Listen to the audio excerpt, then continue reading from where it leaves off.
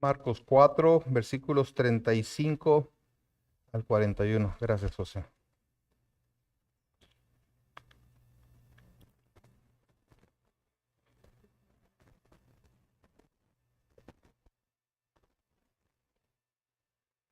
Hoy es domingo 24 de noviembre del 2024 y he titulado este mensaje basado en este pasaje de Marcos 4, 35 al 41, tranquilidad interrumpida. Tranquilidad interrumpida. Y acompáñenme, vamos a leer esta porción de la Escritura. Dice así: aquel día cuando llegó la noche les dijo, pasemos al otro lado. Y despidiendo a la multitud le tomaron como estaba en la barca. Y había también con él otras barcas.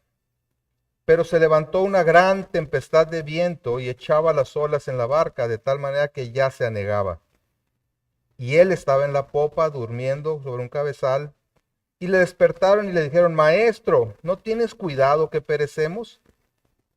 Y levantándose reprendió al viento y dijo al mar, calla, enmudece. Y cesó el viento y se hizo grande bonanza. Y les dijo, ¿por qué estáis así amedrentados? ¿Cómo no tenéis fe? Entonces temieron con gran temor y se decían el uno al otro, ¿quién es este que aun el viento y el mar le obedecen? Oremos. Señor, estamos delante de ti y atentos a tu voz. Sabemos que tú vas a hablar, Señor. Solamente ayúdanos a tener un corazón receptivo, dispuesto para recibir tu palabra, mediante la cual tú nos instruyes, tú nos enseñas, tú nos redarguyes, Señor, tú nos corriges, tú nos confrontas, tú nos edificas. Haz tu obra en nosotros por el poder de tu Santo Espíritu. Te lo pedimos en Cristo Jesús. Amén. Cada vez que se presenta una tormenta, un terremoto o cualquier evento extraordinario de la naturaleza, salen a relucir una serie de deficiencias tanto en las construcciones y la planeación urbana, como de la falta de preparación de las poblaciones y los gobiernos, entre muchas otras cosas. Es decir, las tormentas y eventos catastróficos revelan muchas cosas que no se aprecian en situaciones ordinarias. Así ha sido a través de la historia y continúa siendo en la actualidad. Las recientes inundaciones en una zona de España, en Valencia, así como los huracanes John y Otis en Acapulco, son ejemplos contundentes de esto que les digo. Estas tormentas revelaron no solo la fuerza destructora de los fenómenos naturales, sino también la falta de anticipación y preparación tanto de la población como del gobierno. Quedó evidenciada la negligencia de las autoridades para hacer un llamado oportuno, amplio y enérgico a la población para que tomara medidas precautorias, así como la falta de refugios, reserva de alimentos y agua, además de construcciones e instalaciones inadecuadas. Además de las afectaciones físicas y materiales, es muy triste apreciar las distintas respuestas de la gente a lo ocurrido. Aún no terminaba la tormenta, aún no terminaba el desastre y algunas personas ya estaban entrando a las tiendas a robarse lo que pudieran. No solo aquellas cosas para su subsistencia como agua y alimentos, sino todo tipo de mercancías. Es cierto que algunas tormentas o eventos naturales son inesperados, pero la mayoría se pueden anticipar con cierto tiempo. En todo caso, las circunstancias adversas muestran muchas cosas acerca del carácter humano. Es en estas pruebas donde sale a relucir qué es lo que en realidad creemos y deseamos, en qué o en quién descansa nuestra seguridad y hasta dónde estamos dispuestos a pecar para preservar nuestra vida y nuestros bienes. Lo conocemos como el momento de la verdad, porque mientras las cosas van bien, mientras disfrutamos de una vida tranquila, de salud y prosperidad, podemos mostrar nuestra mejor actitud. Pero llegada la prueba, el verdadero yo sale a relucir. El pasaje del Evangelio según Marcos que tenemos delante de nosotros narra el momento en el que Jesús y sus discípulos son sorprendidos por una gran tormenta cuando se trasladaban de una orilla a otra del mar de Galilea. Esta gran tormenta revelaría no solamente la impotencia y falta de fe de los discípulos de Jesús, sino que sería una oportunidad más para la revelación de la identidad de Jesús, que conduciría a los discípulos a preguntarse con gran temor, ¿quién es este? Recuerden que hemos estado a través del Evangelio de Marcos resaltando precisamente esta pregunta, ¿quién es Jesús? Y ellos dicen, ¿quién es este que aún el viento y el mar le obedecen? La vida, nuestra vida, es como esta travesía de un lado del lago al otro. Por momentos transcurre en completa calma, pero advertida o inadvertidamente las cosas se ponen difíciles. Experimentamos amenazas de todo tipo. Enfermedad, muerte, crisis económica, problemas relacionales, problemas con los hijos y agréguenle a la lista. Cuando las circunstancias adversas se dejan sentir, es cuando nuestra fe es probada, ya que la fe implica descansar en el control soberano de Dios en toda circunstancia. Y es fácil, relativamente sencillo decir que descansamos en el control soberano de Dios cuando todo va bien. Pero cuando se presenta una tormenta, nuestra respuesta va a determinar realmente si confiamos en el control soberano de Dios. Yo espero, y es mi oración, que al meditar en este relato, cada uno de nosotros consideremos qué es lo que las pruebas por las que atravesamos revelan acerca de nuestra fe. ¿Descanso realmente en Jesús para mi salvación de principio a fin? ¿Y encuentro en Él refugio, paz y ayuda para atravesar las tormentas de la vida? Vamos a ver este pasaje en tres partes. La primera es de la calma a la tormenta, la segunda de la tormenta a la calma y la tercera de la calma al terror. Veamos entonces en primer lugar de la calma a la tormenta, versículos 35 y 36.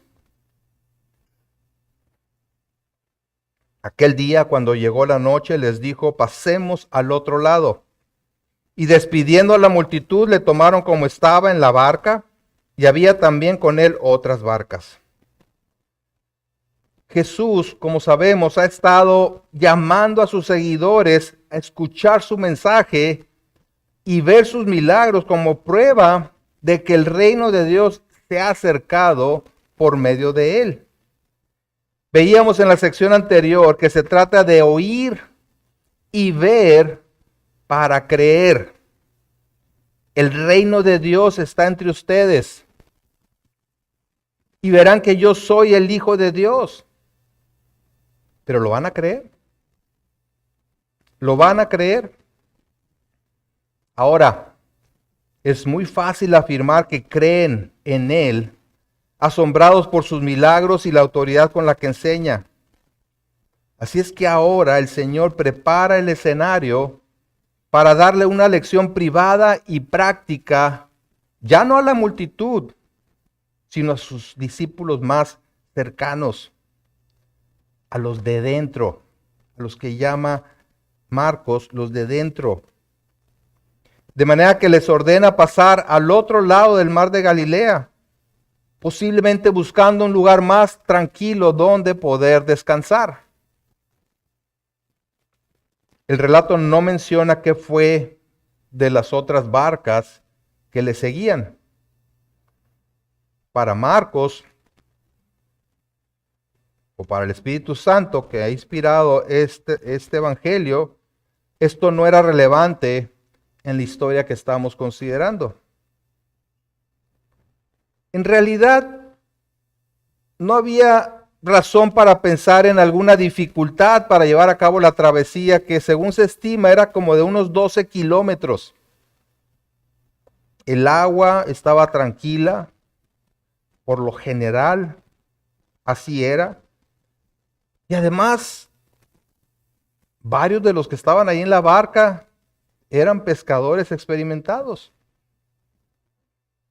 Sin embargo, resulta que lo que parecía que sería un viaje muy sencillo, muy tranquilo, se ve interrumpido por una gran tormenta. Vean el versículo 37.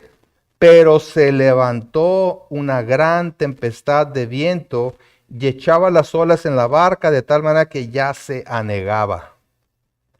En la Nueva Biblia de las Américas dice, pero se levantó una violenta tempestad y las olas se lanzaban sobre la barca de tal manera que ya la barca se llenaba de agua. Como les decía, por lo general el mar de Galilea es muy tranquilo, es realmente un lago, le llaman mar por su tamaño, pero es un lago. Sin embargo, el aire más frío de las montañas que lo rodean puede bajar rápidamente y chocar con el aire caliente de la cuenca del lago, creando unas ráfagas de viento repentinas. Y literalmente dice el pasaje que se levantó una mega tormenta. La palabra que traducen como gran es la palabra mega. Una tormenta de gran intensidad. Y estoy convencido por el mismo contexto de la historia que esta tormenta no fue casualidad. Sucedía con frecuencia ahí en el mar de Galilea. Pero particularmente esta, vamos a ver que no fue casualidad, sino parte del plan de Jesús con el propósito de confirmar su identidad y exponer lo que los discípulos creían acerca de él. Entonces les decía, así es la vida. La tranquilidad y paz que disfrutamos por temporada se ve interrumpida por ciertos eventos y situaciones difíciles. Cada uno de nosotros hemos pasado circunstancias difíciles o tal vez las estemos atravesando en este momento y seguramente las vamos a atravesar en el futuro. Jesús mismo dijo, en el mundo van a tener aflicción. Pero también dijo, confíen, yo he vencido al mundo. Y dichas tormentas no son obra de la casualidad, sino que son situaciones que Dios pone delante de nosotros para probar y fortalecer nuestra fe. Tampoco son necesariamente situaciones derivadas de la desobediencia a su voluntad.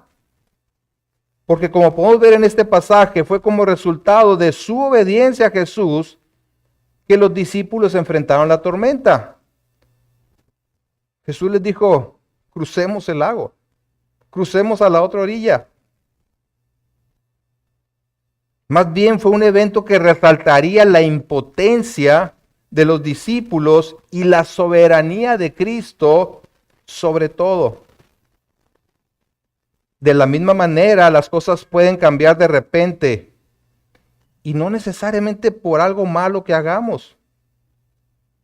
Ciertamente que nuestra desobediencia muchas veces acarrea tribulación, pero las dificultades no vienen necesariamente por algo malo que nosotros hagamos. Un accidente, una visita al médico, el despido inesperado del trabajo, la ruptura de una relación. Así como la tormenta estaba fuera del control de los experimentados navegantes, así también tantas cosas que pasan en nuestra vida.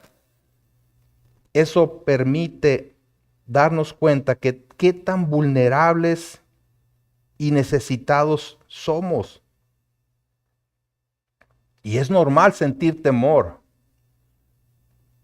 ante dichas situaciones. Deseamos que todo fluya sin problemas en la vida. Pero al mismo tiempo sabemos que no tenemos control sobre lo que sucede y eso nos causa angustia y temor. Nuestra impotencia nos ayuda a buscar ayuda donde debemos buscarla, en el todopoderoso y soberano Señor. Es ahí y solo ahí donde estamos plenamente seguros. Ante el embate de la mega tormenta vemos dos respuestas completamente opuestas entre Jesús y sus discípulos. Dice el versículo 38, y él estaba en la popa durmiendo sobre un cabezal, es decir, una almohada, y le despertaron y le dijeron, maestro, ¿no tienes cuidado que perecemos? Vemos en primer lugar que el autor nos presenta a Jesús durmiendo sobre una almohada en la parte posterior de la barca. Y es una situación un tanto curiosa porque, por un lado, nos muestra la humanidad de Jesús. Estaba agotado y se quedó profundamente dormido. Pero por otro lado, muestra que no estaba preocupado por lo que pudiera pasar en el trayecto. Había dicho, pasemos al otro lado, y eso le bastó. Qué bonito poder dormir así, ¿no? Además, el desenlace de la historia nos permite comprender que Jesús tenía una intención en todo esto. La fe de los discípulos sería puesta a prueba. Lo habían escuchado y habían presenciado algunos milagros. Ahora saldría a relucir qué tanto creían en él o qué es lo que creían acerca de él. Ahora, por otro lado, vemos la reacción de los discípulos, donde es evidente el temor que los invadió. Viendo el gran peligro en el que estaban, van a despertar a Jesús y le dicen, maestro, ¿no tienes cuidado que perecemos? En Mateo, el pasaje paralelo dice, Señor, sálvanos que perecemos. Es evidente que estaban desesperados y temerosos ante el embate de la tormenta y esperaban que Jesús hiciera algo. ¿Qué es lo que creían acerca de Jesús que los lleva a demandar una acción de su parte? ¿Qué es lo que esperaban que hiciera? Y esta desesperación conduce a una actitud como de reclamo. ¿Acaso no te das cuenta de la situación de peligro en la que estamos? ¿Y tú dormido? Yo creo que si el Señor Jesús fuera como nosotros, les hubiera respondido, ¿creen que no me importa si mueren? ¿Qué no saben que la razón por la que estoy con ustedes en este mundo es porque he venido a dar mi vida como pago por sus pecados? que no me importa si mueren. Pero Él no es como nosotros. Ahora, si somos honestos, nosotros también reaccionamos de manera similar cuando estamos pasando por alguna tribulación. Nuestro ruego se puede convertir en reclamo. Señor, te he servido durante tanto tiempo. ¿Y así me respondes?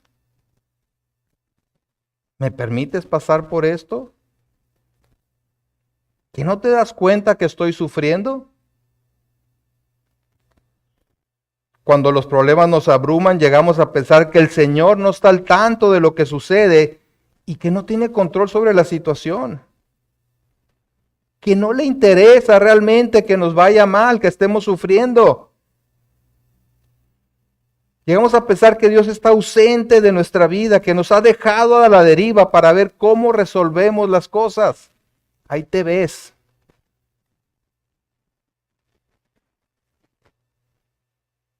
En los salmos es común encontrar ese reclamo al Señor. Un reclamo que no necesariamente es inválido. ¿Por qué? Porque el Señor quiere que nos acerquemos a Él. El asunto es, ¿qué hacemos? ¿Cómo le hacemos? ¿Cómo nos acercamos a Él? En el Salmo 44, 23 dice, despierta. ¿Por qué duermes, Señor? Despierta, no te alejes para siempre. ¿Por qué escondes tu rostro y te olvidas de nuestra aflicción y de la opresión nuestra? Porque nuestra alma está agobiada hasta el polvo y nuestro cuerpo está postrado hasta la tierra. Levántate para ayudarnos y redímenos por causa de tu misericordia.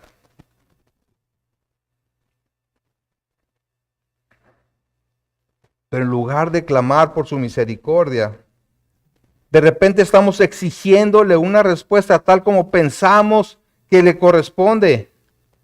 Como si Dios nos debiera un favor a nosotros. Y además, ¿quiénes somos o qué merecemos como para exigirle que actúe de tal o cual forma? En Romanos 9:20 dice, antes, oh hombre, ¿quién eres tú para que alterques con Dios? Dirá el vaso de barro al que lo formó, ¿por qué me has hecho así? Y ahí estamos muchas veces, ¿no? Reclamando. ¿Por qué me has metido en esta situación? Ajá. La mayoría de las veces nos metemos en una situación. Pero aún si Él permite que atravesemos alguna circunstancia adversa, no es el por qué me has permitido pasar por esto, es para qué, Señor. ¿Qué quieres hacer en mí?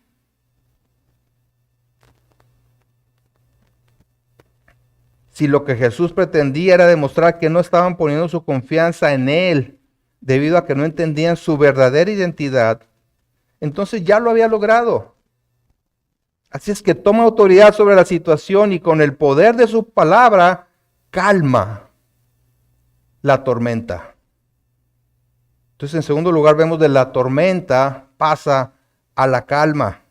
Versículo 39 dice, levantándose reprendió al viento y dijo al mar, calla, enmudece, y cesó el viento y se hizo grande bonanza. Insisto, en realidad no sé qué esperaban que Jesús hiciera cuando lo despertaron. Pero ciertamente que esto fue una gran sorpresa para ellos. Habían visto cómo ante la palabra calla había reprendido a los demonios.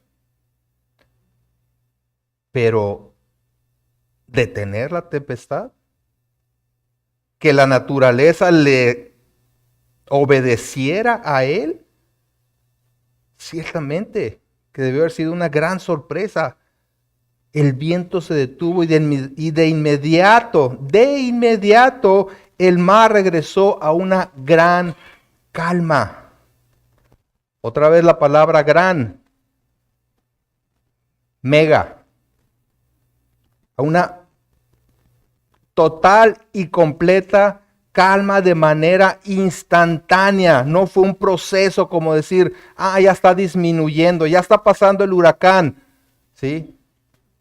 No. En ese instante, ¡pum!, se acabó.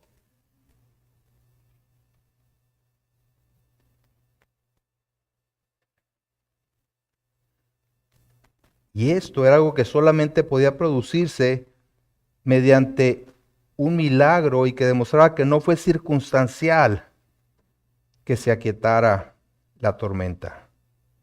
Así es que este hecho fue una demostración de su autoridad divina sobre la naturaleza, puesto que solo Dios domina sobre la naturaleza, y ellos lo sabían. El Antiguo Testamento describe a Dios como el Señor de la creación, que habla y los mares le obedecen.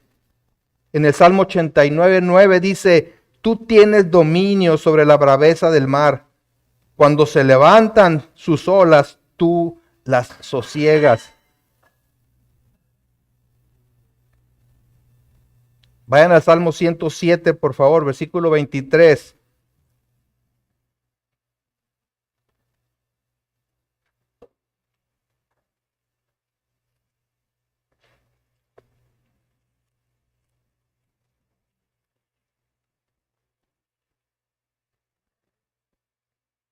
Aquí en el Salmo 107 parece casi una versión poética del episodio de Marcos.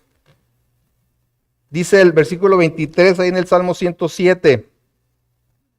Los que descienden al mar en naves y hacen negocio en las muchas aguas, ellos han visto las obras de Jehová y sus maravillas en las profundidades, porque habló e hizo levantar un viento tempestuoso que encrespa sus ondas. Suben a los cielos, descienden a los abismos. Sus almas se derriten con el mal. Tiemblan y titubean como ebrios, y su ciencia es inútil. Entonces claman a Jehová en su angustia y los libra de sus aflicciones. Cambia la tempestad en sosiego y se apaciguan sus ondas. Es decir, las olas del mar se calmaron.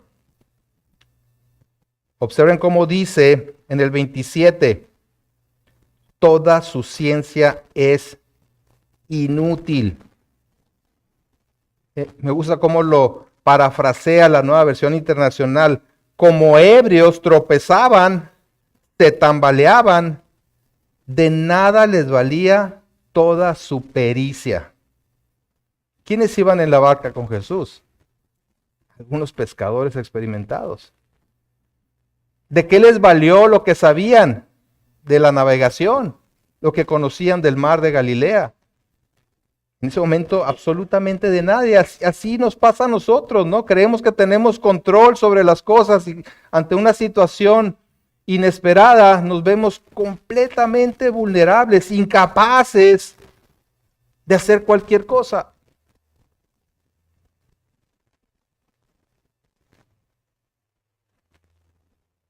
¿Para qué?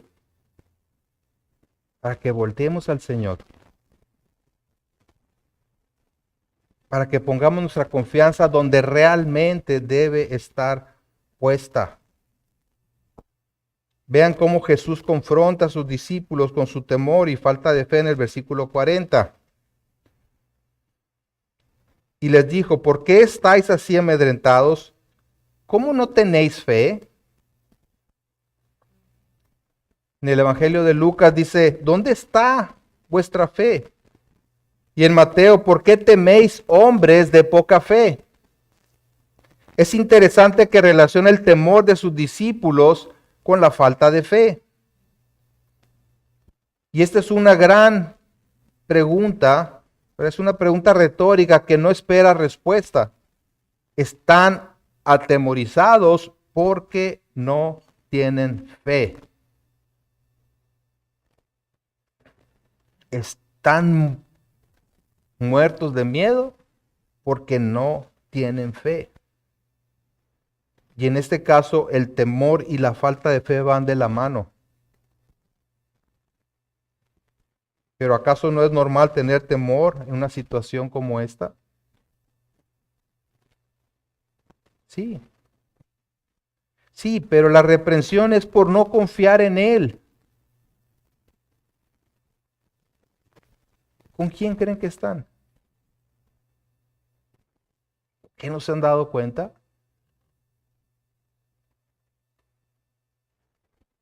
¿Quién creen que es el que les ordenó que pasaran a la otra orilla? Nada menos que con quien había sanado a un paralítico, a un leproso, al hombre de la mano seca, que había expulsado demonios, que les había revelado algunos secretos del reino de Dios. Pero ahora que estaban en la prueba, ¿qué es lo que demostraban acerca de su fe? Y este es el comienzo de una serie de traspiés de los discípulos que seguirán sucediendo a lo largo del Evangelio, llegando a su clímax en los sucesos que rodean el momento del arresto y juicio a Jesús. Jesús se va revelando paulatinamente a ellos, pero no logran comprender realmente quién es Jesús. ¿Quién es este?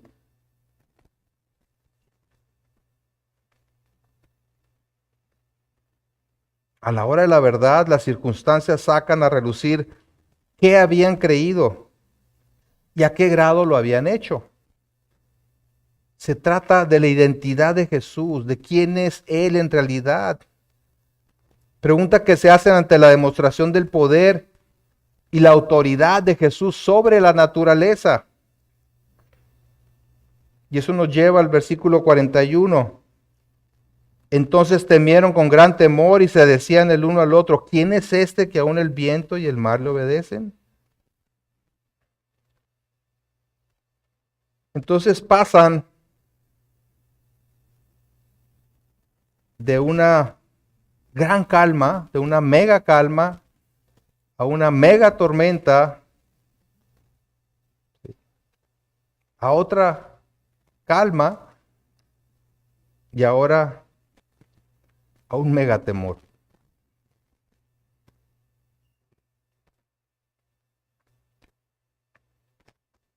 Se llenaron de miedo.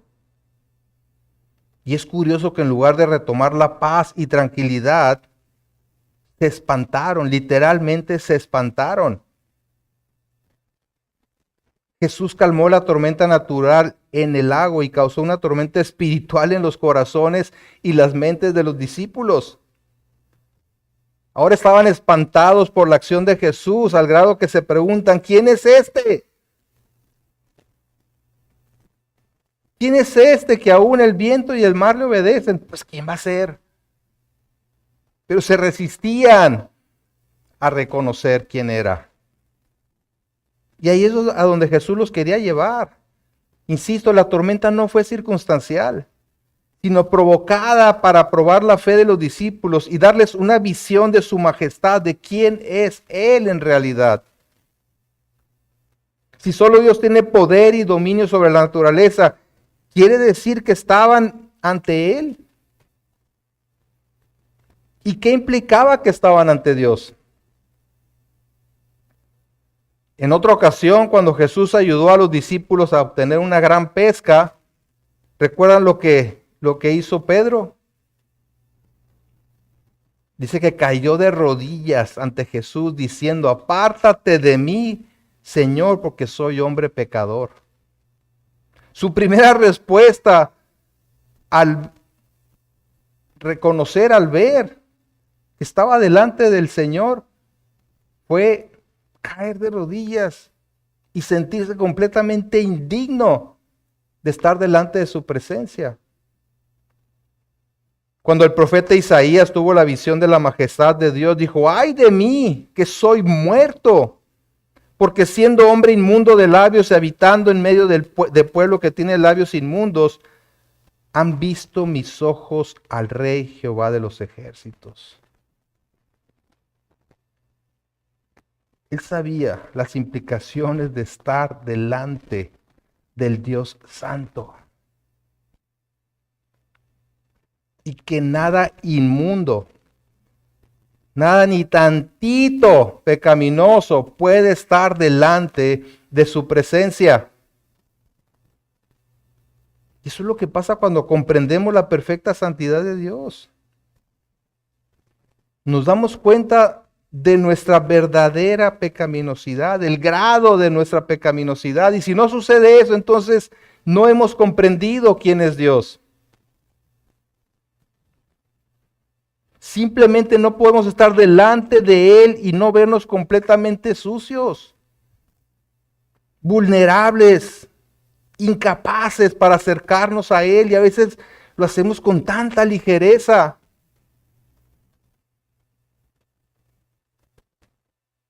Ciertamente, por la justicia de Cristo y solamente por su justicia podemos acercarnos a Él. Pero eso no hace que sea un acercamiento ligero, sin conocer las implicaciones de que Cristo haya sufrido el castigo que nos correspondía a nosotros, el justo por los injustos. Y la verdad, me resisto cuando alguien se refiere a Dios como Diosito. Es que mi Diosito. No, no es el Diosito. Esos diositos son los ídolos que tiene la gente para creer que están adorando a Dios. No, es el Dios majestuoso. Y ellos estaban delante de la presencia de Dios el Hijo. ¿Quién es este? ¿Quién es?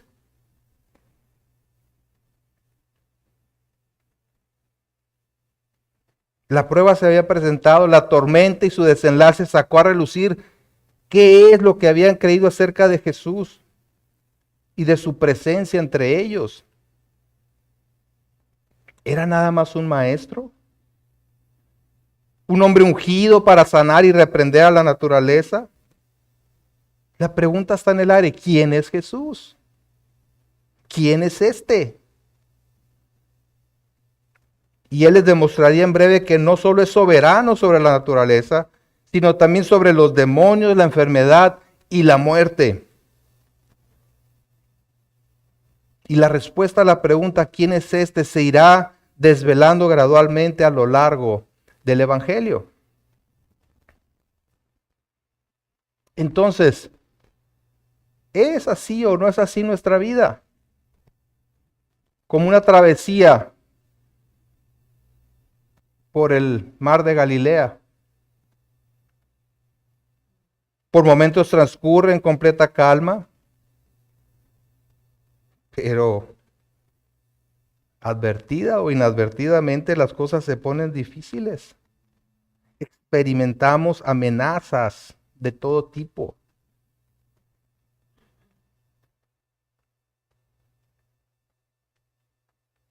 Enfermedad, muerte, crisis económica, problemas matrimoniales con los hijos, etcétera. Y cuando las circunstancias adversas se dejan sentir es cuando nuestra fe es probada, ya que la fe implica descansar en el control soberano de Dios en todo tiempo y en toda circunstancia. ¿En qué o en quién estamos descansando? ¿A dónde corremos ante las adversidades? Y no se trata de pretender que nada nos conmueve. No, es que todo obra para bien. No. Se trata de reconocer nuestra debilidad y acudir a aquel en quien podemos confiar para sostenernos precisamente en nuestra debilidad, para fortalecernos y ayudarnos a cruzar a la otra orilla. Ciertamente en Cristo encontramos refugio y paz en medio de las tormentas, Pero el tema central es que cada tormenta que experimentamos es una oportunidad para fortalecer nuestra fe en esta gran verdad, que Jesucristo es el Señor de todo, que es el gobernante de toda la creación, que sustenta todas las cosas con la palabra de su poder y que es el Rey majestuoso que ha venido a este mundo a redimir a los pecadores. Tener fe en Jesús significa creer que es el Hijo de Dios, que ha venido a salvar a los pecadores de la condenación eterna. Tener fe en Él significa confiar plenamente en el perdón de mis pecados, porque Él pagó lo que me correspondía pagar cuando murió en la cruz y que resucitó venciendo a la muerte para que yo viva para siempre. Tener fe en Jesús significa que puedo confiar en que Él me llevará a través de la vida hasta llegar a puerto seguro en su presencia. No quiere decir que me librará de las situaciones difíciles, sino que me acompañará a través de ellas. A veces sí, calmando la tempestad. Otras veces solo sosteniéndome por su poder y fidelidad hasta que esté en su presencia. Pablo dijo en Filipenses 1:6, estando persuadido de esto, que el que comenzó en vosotros la buena obra la perfeccionará, la llevará a la madurez, a estar completa hasta el día de Jesucristo. ¿Qué seguridad nos debe proporcionar saber que una vez que estamos en la barca con el Señor llegaremos a la otra orilla?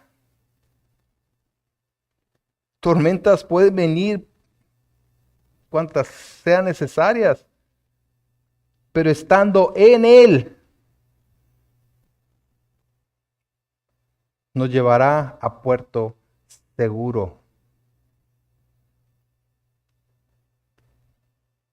No solo ha comenzado la obra de salvación en los que hemos puesto por su gracia la fe en Él, sino que promete no perder a ninguno de los que el Padre le ha entregado. Jesús dijo en Juan 10:27, mis ovejas oyen mi voz y yo las conozco y me siguen. O sea, son las que están dentro de la barca con Él. Y yo les doy vida eterna y no perecerán jamás. ¿Qué le dijeron a Jesús cuando fueron a despertarlo? ¿No, que no tienes pendiente que perezcamos? Él dice, no perecerán jamás, ni nadie las arrebatará de mi mano. Así salte una ballena y quiera comérselos. No. Mi Padre que me las dio es mayor que todos y nadie las puede arrebatar de la mano de mi Padre. Yo y el Padre somos uno. Así o más seguros. Cada prueba por la que pasamos es una oportunidad para crecer en esa fe, para profundizar nuestra comprensión de quién es Jesús y aumentar nuestra dependencia de Él. Por eso Santiago dice en el capítulo 1, versículo 2, y se lo leo de la Nueva Biblia de las Américas, tengan por sumo gozo, hermanos míos, cuando se hallen en diversas pruebas. No sé si te pasa a ti, pero a mí me produce esta declaración así como que cierta reacción, ¿verdad? A ver, espérate. ¿Cómo voy a gozar en medio de las pruebas?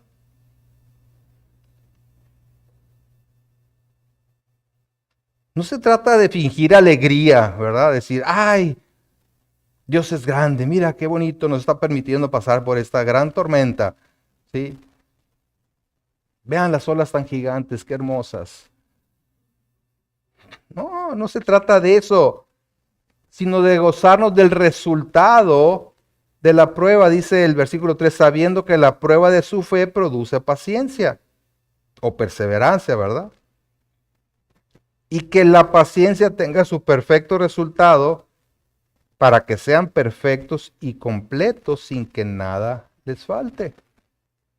Entonces, ¿qué es lo que el Señor quiere hacer en nosotros a través de las diferentes circunstancias por las que nos permite pasar. Que no nos falte nada. Que seamos purificados como el oro es purificado. ¿Y cómo es purificado el oro? ¿Pasándolo por qué? Por fuego. ¿Sí?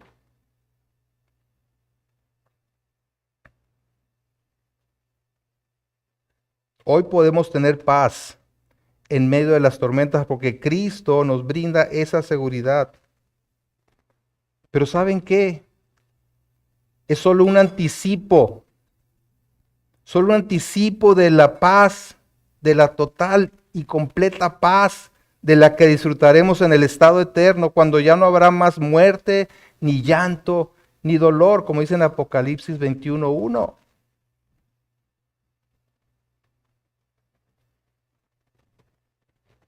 ¿Estás preparado para esto?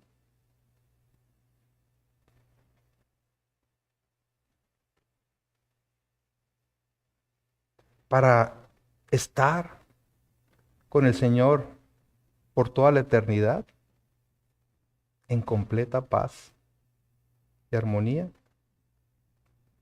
Jesús vino precisamente para hacer posible la salvación para todo el que crea en Él. Que dice Juan 3:16, de tal manera amó Dios al mundo que ha dado a su Hijo unigénito para que todo aquel que en Él cree no se pierda, más que tenga vida eterna. Pero no termina ahí. El 17 dice, porque no envió Dios a su Hijo al mundo para condenar al mundo, sino para que el mundo sea salvo por Él. El que en Él cree no es condenado, pero el que no cree ya ha sido condenado porque no ha creído en el nombre del unigénito Hijo de Dios. Esa es la condición del ser humano en su estado natural, de condenación. Pero Jesús vino no para hacer algo que ya está hecho, la condenación, sino para salvar, para proveer la salvación a través de entregarse Él por nuestros pecados. Y si tú no has puesto tu fe en Jesucristo como tu único Salvador y Señor, en realidad estás a la deriva. Ahora sí que vas por ese barquito sin Jesús en él y destinado a la perdición, condenado a la muerte eterna. Pero Él ha venido para darte esperanza. Él dijo, ¿verdad? Los que están sanos no tienen necesidad de médicos sino los enfermos. No he venido a llamar a justos, sino a pecadores al arrepentimiento. Si tú crees que necesitas desesperadamente la salvación porque reconoces que has pecado en contra del Dios Santo, acude a Cristo para el perdón de tus pecados, arrepintiéndote y creyendo en Él para tu salvación. Oremos, Padre, gracias por tu palabra. Tu palabra es verdad, Señor. Tu palabra nos confronta, pero nos alienta también al ver tu enorme gracia, tu gran bondad y misericordia para con nosotros. Ayúdanos, Señor, a descansar en tu soberanía, a reconocer que en Cristo no solamente tenemos la salvación, sino que estamos asegurados y confiados para atravesar cualquier situación que se presente en el aquí y el ahora. Fortalécenos, Señor, en la fe. Te lo pedimos en Cristo Jesús. Amén. Amén.